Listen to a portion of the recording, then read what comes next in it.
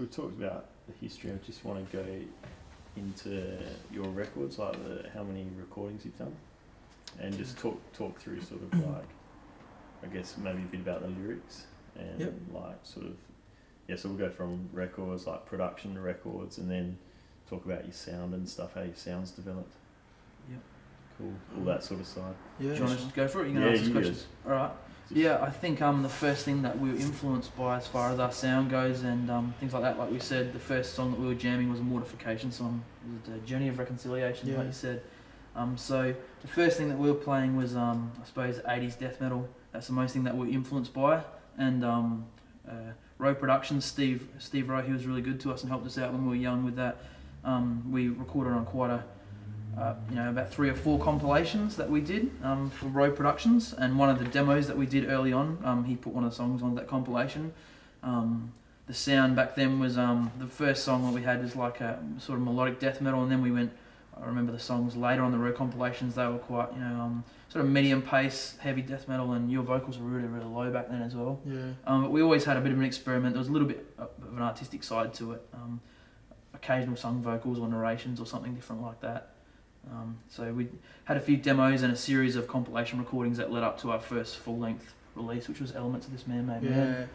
The style sort of started changing, I reckon, probably with demos like Meantime Saviors. It was one of the demos that we did after we did a couple of the Rowe compilations. There's just different influences started coming in. It started having more of a hardcore kind of feel to it. Like my vocals had changed and musically it was a bit more aggressive rather than being just heavy. And then from that we did another demo where we recorded, I think, 3 tracks which were on our first CD, Elements of This Man-Made Man. And what happened is we basically recorded this demo, we started giving it out to these different people, and I gave a copy to the singer of a band called Mindsnare, which were probably one of the originators of the hardcore in Australia, this sort of stuff that we're doing. Sure.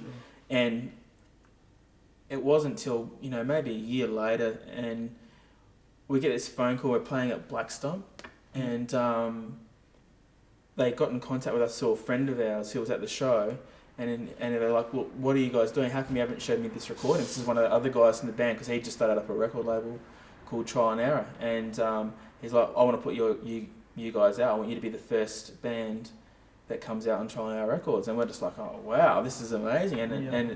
And we're like, we're a Christian band. He goes, yeah, I hate religion and I hate all that kind of stuff, but I really like what you guys are doing and I really support whatever you guys want to do. And for Nigel to be saying that to us as well, we were just stoked, because Mindsnare, they were then and they still are, the originators of that style of HC in Australia. Yeah, they're like the godfathers basically of this kind of music. And they've been playing it for a bit longer than we have, like hardcore, quite a bit longer than we have. But even if you watch them now, they're just an amazing band, and even back then they were amazing. So much energy, so potent. For Nigel to be saying that, we were stoked, Yeah, we were just and that sort of just started basically, I suppose, our recording career really, like with putting out records and whatever else. And another guy called Craig Armstrong was pretty instrumental in us getting anywhere as well. With as far as booked a lot of our shows. Like we sort of kept badgering him to get on a show, and finally he put us on a show, and then after that it was like, you guys did really well, and then he kept giving us more and more shows, then he became our booking agent.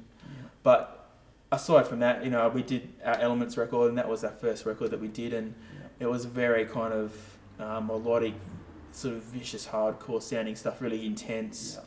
And then from with Elements, I think that demo that you talked about before, Meantime Saviors, it was a cross between older death metal styles and the groove, especially the song Meantime Saviors, the groove from hardcore starting to mesh with metal.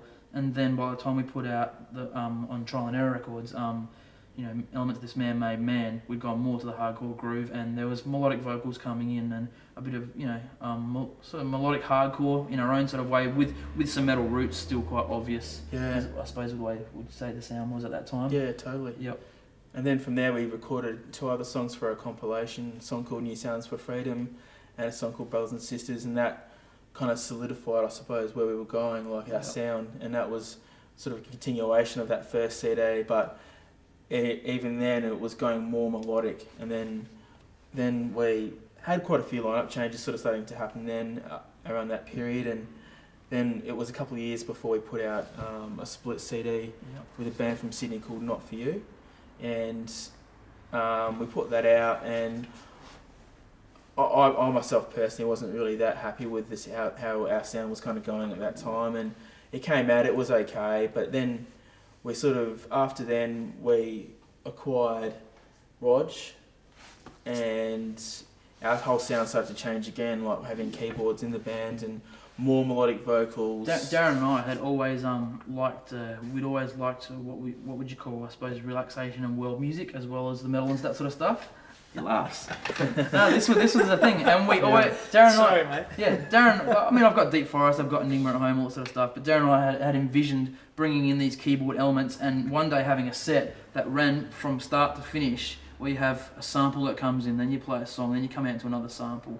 Then while the guys are tuning up, you have another sample, a seamless sort of set, Yeah.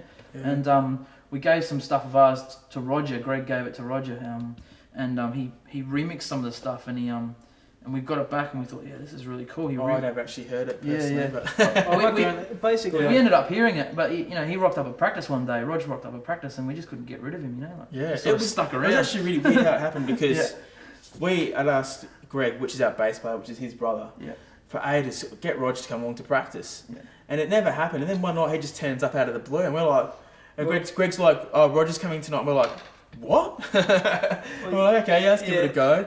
And then he just started jamming with these couple of different notes and mucking around, and it just sort of ended up going where it did. I think it was just a lack of communication, as per always. Because Well, because I talked to Greg, and it was about 3 weeks in a row that I couldn't make it. I said, no, I'm coming this week, and that was a week I rocked up. So Four sides of the story. the first jam though, I just brought everything I had, and I had like some old analog synth, little toys I picked up, little rolling Japanese things, and I brought some old drum machines and just anything that made like an electronic blip or whatever. And I didn't know how any of it was going to fit in. I put about 10 things out on the table. It was pretty experimental at the start. And you guys were just all looking at me going, what's this dude going to do? And I was looking at me going, what am I going to do? But yeah, just found a few sounds and started doing a few filter sweeps. And then that became, I suppose, our next instalment, which was the first Inroads Out, which is Inroads our Out first EP. recording with keyboards. And I think, it's got our signature on it. It's embodiment. But the whole thing, we've always evolved to some degree. We've always progressed. We've always changed. Each recording has its own sound. That melodic line of embodiment is always there. But when we came to adding Rog as well, it took on. I mean, it takes on. Roger's a great singer. We got him doing vocals as well. And doing some really solid vocal lines, melodies and things like that. But it took on a bit of a Euro metal element as well. So now you've got, we had the death metal roots. The metal roots are sort of gone, but it's still metal. It's HC, and we've got all this more melody, even more melody coming in with the keyboards and experimental sounds, and a bit of a Euro metal sort of more anthemic choruses sort of coming up. For Inroads Out sort of thing. It's all like power metal almost. It's like power metal meets hardcore in a lot of ways, in a European kind of flavour. There's a cock rock edge there for sure. It's completely sell out. Yeah, we take sold out. Yeah. Ching ching.